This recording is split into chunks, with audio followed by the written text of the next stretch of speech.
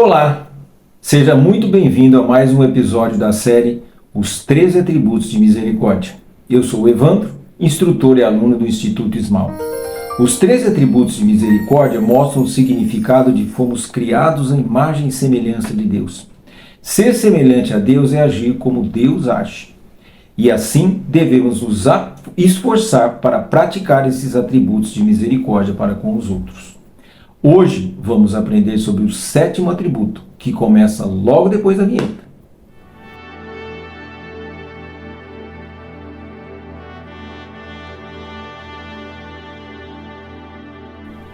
O 7º atributo diz: tornará a ter compaixão de nós, mostrando como Deus pratica a sua misericórdia através da compaixão. Neste mundo em que vivemos, somos constantemente tentados a pecar.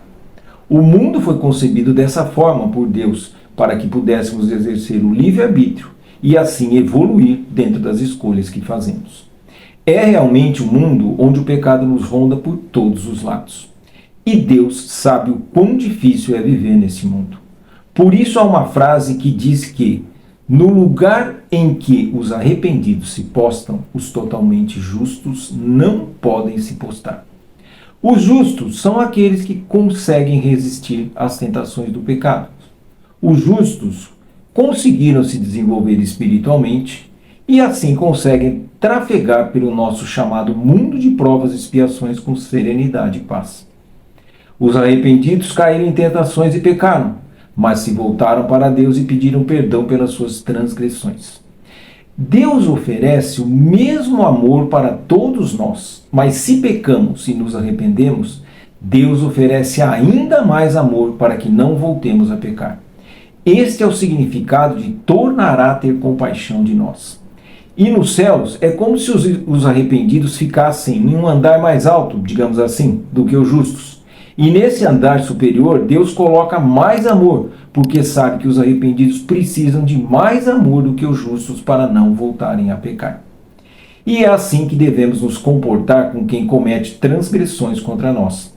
Se essa pessoa se arrepende, devemos oferecer ainda mais amor para ela do que para os que não cometem transgressões, dizendo: ele é para mim como este que se arrependeu, que até mesmo os totalmente justos não podem se postar ao lado dele. E deve aproximá-lo de forma mais intensa do que aproxima aqueles que lhe são totalmente justos, que nunca pecaram contra ele. Jesus nos mostra, através da parábola do filho pródigo, o significado desse atributo. Está em Lucas 15, versículos de 11 a 32. Um homem tinha 2 filhos. O mais novo disse ao seu pai: pai, quero a minha parte da herança. Assim ele repartiu sua propriedade entre eles. Não muito tempo depois, o filho mais novo reuniu tudo o que tinha e foi para uma região distante. E lá desperdiçou os seus bens, vivendo irresponsavelmente. Depois de ter gasto tudo, houve uma grande fome em toda aquela região e ele começou a passar necessidade. Por isso, foi empregar-se com um dos cidadãos daquela região, que o mandou para o seu campo, a fim de cuidar de porcos. Ele desejava encher o seu estômago com as vargens de alfarrobeira que os porcos comiam, mas ninguém lhe dava nada. Caindo em si, ele disse: quantos empregados de meu pai têm comida de sobra, e eu aqui morrendo de fome? Eu me porei a caminho e voltarei para meu pai e lhe direi: pai, pequei contra o céu e contra ti. Não sou mais digno de ser chamado teu filho. Trata-me como um dos teus empregados. A seguir, levantou-se e foi para o seu pai. Estando ainda longe, seu pai o viu e, cheio de compaixão, correu para o seu filho e o abraçou e beijou. O filho lhe disse: pai, pequei contra ti e contra o céu. Não sou mais digno de ser chamado teu filho.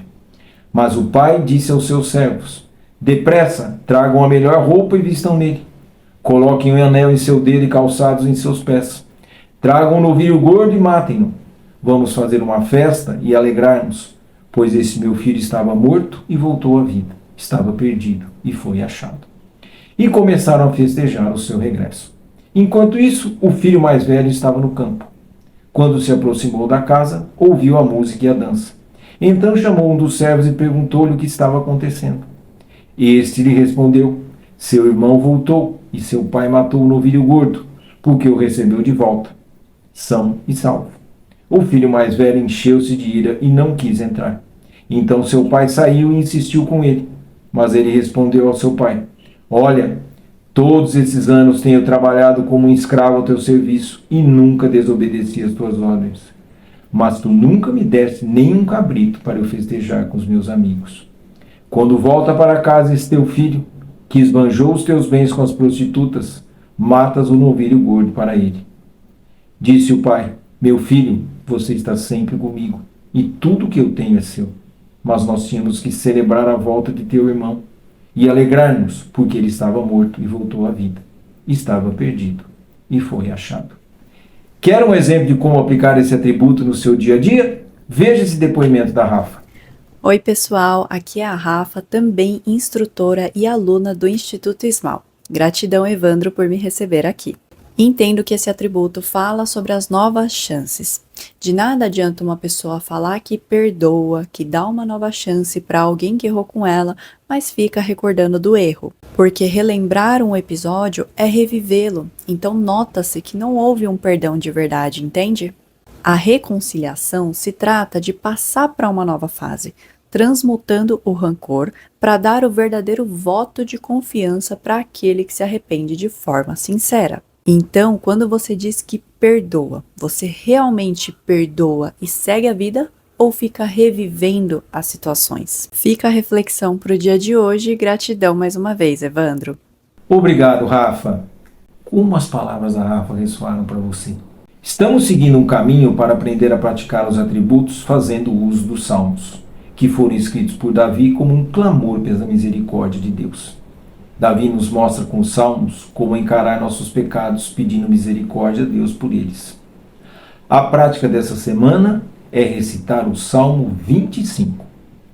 O Salmo 25 é uma oração profunda escrita pelo rei Davi em um momento de intensa aflição e angústia. Nele, Davi abre o coração diante de Deus pedindo compaixão, perdão, direção e proteção. É um salmo marcado pela confiança humilde. Mesmo cercado por inimigos e atormentado por suas próprias sombras, Davi entrega seu caminho ao Senhor, reconhecendo que somente Deus pode guiá-lo com verdade, misericórdia e fidelidade. É um texto de súplica, esperança e dependência total na guiança de Deus. Gostou desse aprendizado?